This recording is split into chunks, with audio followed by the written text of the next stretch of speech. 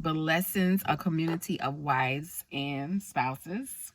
Listen, I want to come in today and let a little bit of my, holy steam off, okay? And I say it's holy steam. I believe it's holy steam. I want to share a little bit of my holy frustration when it comes down to the marriage covenant and when it comes down to marriages and when it comes down to restoration. I want to say this first to the married couples. I always encourage spouses to keep a check-in, to keep, whether it's monthly, whether it's every 3 months, whether it's every 6 months. Stay consistent with checking in on your relationship, on your marriage. So when problems occur, because they will occur, you're not coming when problems are boiling over and expecting everything to get resolved, everything to get fixed, everything to change, okay? This is, in my opinion, as a coach, as a person who advises couples in their marriages and in their relationships, I always emphasize to couples, don't wait till the fire gets so hot. Don't wait till the water is boiling all the way over before you go and try to get help for your marriage. Because at that time, you're not going to want to do the necessary work that's required to repair it. It is so very vital that couples get that and understand it. And this is one of the reasons when I speak to my premarital couples, I highlight this, I emphasize this, I overly emphasize this part and exaggerate it because this is important. You're going to have problems when it comes down to the marital relationship. You're going to have problems. It's up to you on how you maintain your marriage covenant. Your marriage is not going to be peaches and creams every single day. People have to understand that. This is why you need someone or need to be checking in with someone or need to be doing your due diligence on keeping the relationship and keeping the marriage healthy. Because once that relationship gets spoiled, once that marriage is unhealthy, it is really, really hard. It is really, really hard trying to do the work. Some people can do the work, succeed, and do well. But others do not, okay? Others do not. Do not wait until the problem is so bad until you're not able to fix it or, put a cap on it. Stop the water from running over. Don't wait till it get to that point. Don't wait till it get to that point. Don't wait till it get to that bad, okay? In order for the marriage to remain healthy, you need to make sure that you're checking in on your marriage. In order for the marriage to stay in a healthy place, and even when a bad moment comes, or even when something bad comes, you can quickly overcome it. You can quickly recover it because you've been working on yourself. You've been working in your relationship. You have an understanding. You have a meeting place. You have a mediator. You have someone that's there helping you and walking you through this. Don't wait until the marriage gets to a place where it's so bad that you'll have no interest in trying to repair it and trying to restore it, okay? And then expect the provider to do something miraculous. No, this takes work. This takes work. It is a process. It's a process, all right? I also want to emphasize, if you make a decision to get help in your marriage, regardless of what state of the marriage is at, if it's completely, in a bad place, horrible, just toe down, whatever, but you make a decision that you want to save your marriage. You make a decision that you want to heal in your marriage. You make a decision that you guys, okay, we're going to, fight for our marriage. Then you make that decision.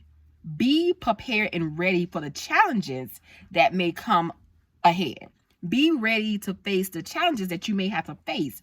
You cannot do a one-time session. This is why I don't do this. This is why I do not see couples one time, because there's nothing I can, if you are telling me that your marriage have went from 100 to 0, and you want us to fix all this in one session, it's not going to work. It's not going to work. It takes time. All right. It takes time. And that's why a fee is connected to this, because you can't do this overnight. When you make a decision to do that, when you make a decision to say, okay, whatever it takes for us to get back to this healthy place, whatever it takes for us to go back to, get our marriage right to a healthy place, you have to be ready and prepared for the challenges that it brings. You have to be ready to accept constructive criticism. You have to be ready to accept your role. You have to be ready to accept your part. You have to be ready to accept you have to be ready to accept the things that has to come out and has to come forward for this process to go forward. Okay? It is part of the process. And you're not going to see results the first time, okay? Especially if you have not been doing your due diligence on your end, trying to repair and restore the marriage. All right? That's absolutely not fair to the provider. That's absolutely not fair to yourself, because one, you're wasting your money if you're trying to do something and then you decide, oh, well, I'm not sure about this or whatever. Then what was the purpose and what was the point in the first place? Okay. Now the provider who has prepared everything and got a strategy and a plan out for you, now you wasted both of you time. You wasted your time. You wasted the provider time. If you're not ready to do the work, then don't do the work. Don't even sign up. Don't do that. Don't waste your time. When your marriage is in a fragile season and it is broken down, there is a process and it takes time. All right. So I want to just put that part out there to my marriage couples. Now, let me talk to my wives. Okay. And I want to talk to a specific set of wives. I want to talk to the wives who are married to a husband with a addiction. I want to speak specifically to the wives who are married to a husband with a addiction. This is Coach T pet peeve. If you're not going to help the man to get better, leave him alone. Period. If you're not going to help him get better, if you're going to be in his life to make things worse, if you're going to be in his life to criticize, if you're going to be in his life to beat him down, if you're going to be in his life saying the same thing everybody else is saying, get out of his life. Call it quits. Go ahead and do what you have to do to bring this process to an end. Stop wasting each other's time.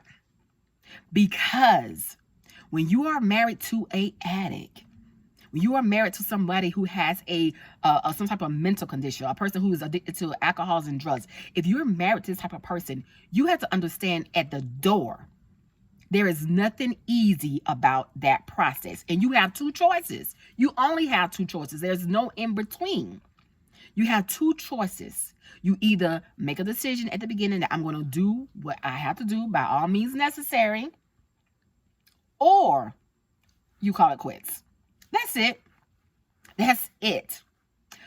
A lot of times, wives who are married to these types of husbands carry on more. Okay, a lot of times they are doing a lot more work. They are holding up more of the marriage. They are technically carrying their marital cross. All right, and that's why I always say this is not for everybody. Everybody is not called to that position. Everybody cannot handle that. And so if you cannot handle that, call it quits, because it's not everybody's story. Some people, God has anointed grace to walk with that man. Some people, he has not. Okay? And it's okay. It's okay if you're not that person. But don't try to be that person, or don't try to force yourself to be something that you cannot be, or that you're not willing to be. Because when you're dealing with a person who has an addiction, when you're dealing with a person with this type of mental problem, mental things that's going on, you have to have the spirit of grace, mercy, patience. Okay? And that's just the beginning. Okay? That's just the beginning. Grace, mercy, patience. You're not going to be able to do it on your own. You're not going to be able to handle that type of man in your own strength.